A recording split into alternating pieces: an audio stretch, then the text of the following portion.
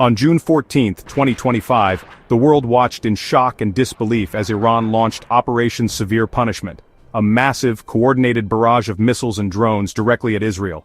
The night sky over Israeli cities was suddenly illuminated by streaks of light as hundreds of projectiles arced overhead, leaving trails of fire and smoke. For many, it was a moment that felt like the opening of a new, dangerous chapter in Middle Eastern history.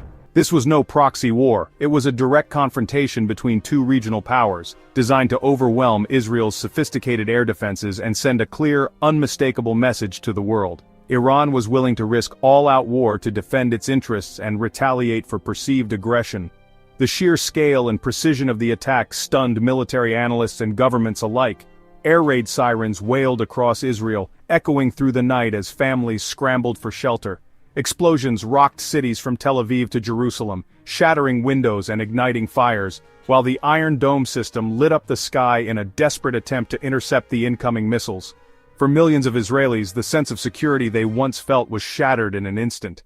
At least 3 Israeli civilians lost their lives in the chaos, with dozens more injured, some critically. In cities like Rishon LeZion, entire neighborhoods were left in ruins, with homes reduced to rubble and emergency responders working through the night to rescue survivors. The human cost of the attack was immediately apparent, as families mourned and communities struggled to comprehend the devastation. Iran's supreme leader had promised retribution for a devastating Israeli strike just days earlier, and this attack was the fulfillment of that vow. Iranian officials appeared on television, declaring that their response was both justified and necessary, framing it as a matter of national pride and survival.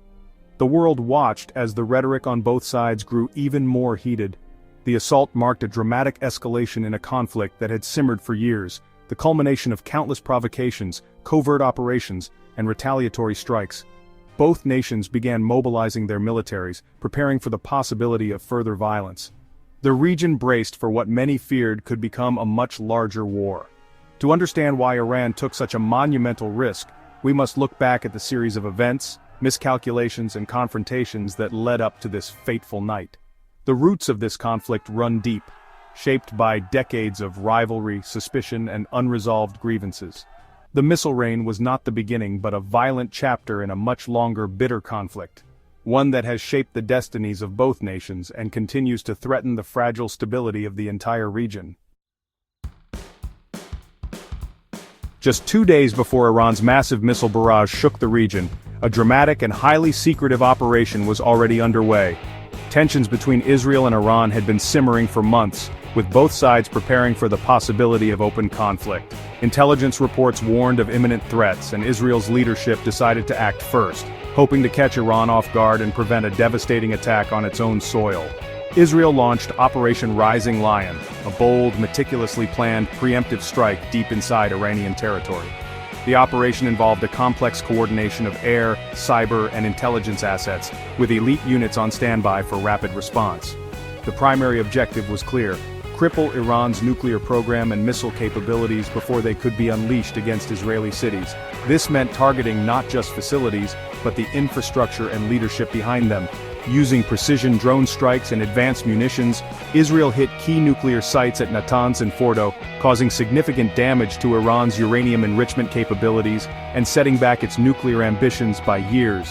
Simultaneously, missile factories and command centers in Tehran and Tabriz were struck, disrupting Iran's ability to coordinate and launch retaliatory attacks. The operation resulted in the deaths of several top Iranian military leaders and nuclear scientists, dealing a severe blow to the core of Iran's strategic programs. For Iran's leadership, the attack was not just a tactical loss, but a devastating humiliation that exposed vulnerabilities at the highest levels of government and military command. Across Iran, the public reacted with shock and disbelief. News of the attacks dominated headlines and vigils were held for those killed.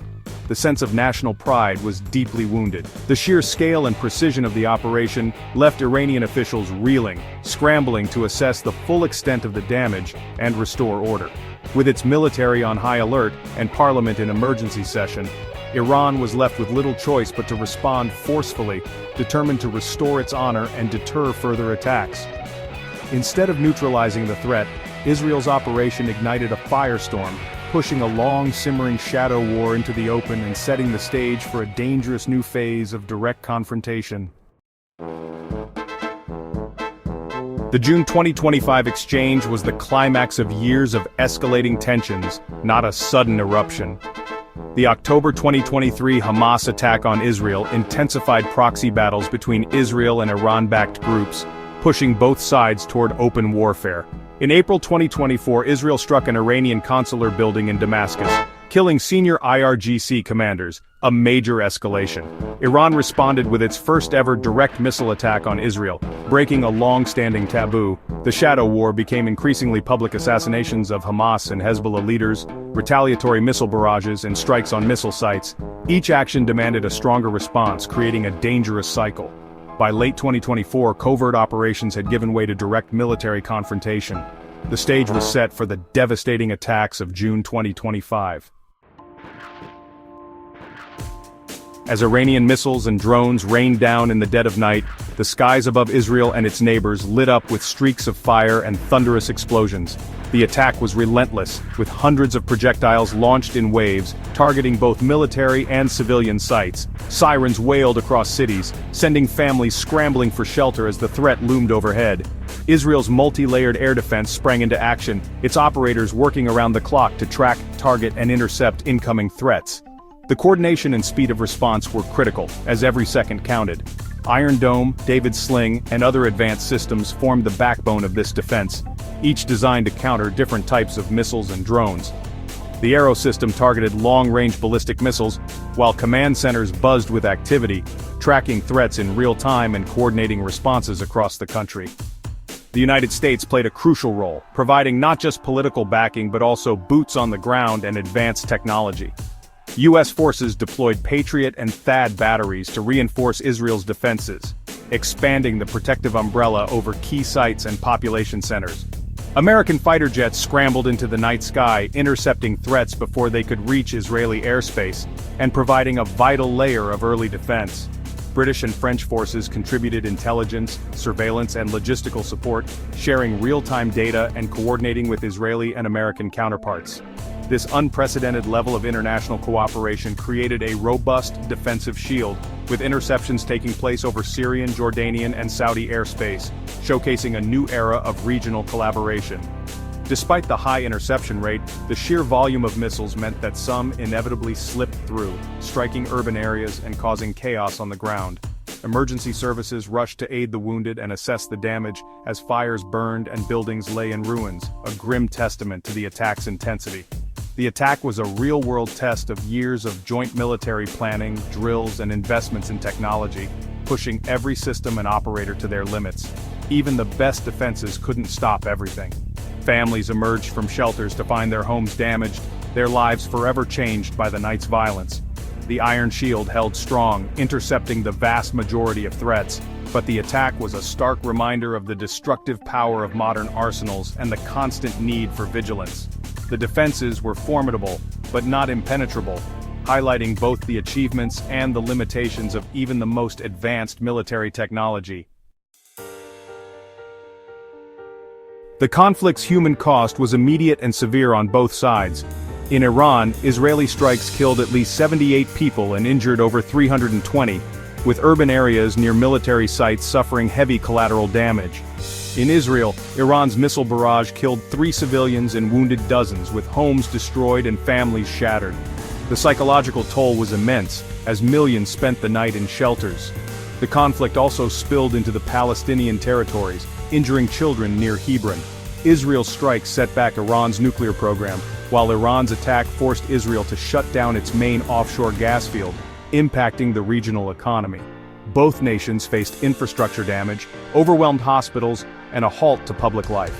The war scarred the civilian fabric of both societies. For ordinary Iranians and Israelis, war became a terrifying reality overnight. In Israel, daily life was upended, schools closed, businesses shuttered, and every siren brought new fear. In Iran, civilians face the dual threat of Israeli airstrikes and government crackdowns, with internet blackouts deepening isolation. Families in both countries scrambled for safety, their sense of security shattered. Children now live with the trauma of bombardment, and parents struggle to explain the violence. Economic hardship and uncertainty have become the new normal. Social life has been replaced by anxiety and survival instincts. In Iran, public mood swings between anger, fear, and frustration. For millions, life is now a cycle of waiting for the next siren, the next attack, the next uncertain dawn. The Iran-Israel conflict sent shockwaves through global markets, spiking oil prices and threatening regional stability. The Persian Gulf, vital for world oil supplies, became a high-risk zone, fueling fears of wider conflict and economic volatility. Israel's shutdown of its main gas field disrupted energy supplies to Egypt and beyond, exposing the region's interconnected vulnerabilities. Jordan and other neighbors faced energy shortages and economic distress. Diplomatically, Gulf states were forced into a precarious balancing act, publicly criticizing Israel while quietly cooperating on defense. The fighting risks reigniting dormant conflicts and empowering extremist groups across the region. Major powers are distracted, and the entire Middle East security architecture is under severe strain. The risk of a wider regional war has never been higher. The world responded with urgent calls for de-escalation as the Iran-Israel conflict erupted. The UN Security Council convened an emergency session, and European leaders urged restraint, fearing a wider humanitarian disaster. Russia condemned Israel's strikes and offered to mediate, while the US provided military support to Israel but distanced itself from the initial attack. Key Arab nations publicly criticized Israel but quietly cooperated on security, walking a diplomatic tightrope. The global message was clear: diplomacy must prevail over destruction. One more major strike could trigger an unstoppable cycle of violence. The world is holding its breath, hoping for calm. As the dust settles, the Middle East stands at a crossroads, facing either escalation or a fragile de-escalation. Another round of retaliation could ignite a full-scale regional war, a nightmare diplomats are desperate to avoid. Alternatively, international pressure might persuade both sides to step back, returning to shadow warfare rather than open conflict. The taboo against direct state-on-state attacks is broken, setting a dangerous precedent. The US-Israel relationship is tested, and Iran may double down on its nuclear ambitions. The region's security landscape is fundamentally changed. The choice between war and uneasy peace now rests with leaders in Tehran and Jerusalem. For millions, the hope is that wisdom prevails before the region is plunged into deeper chaos.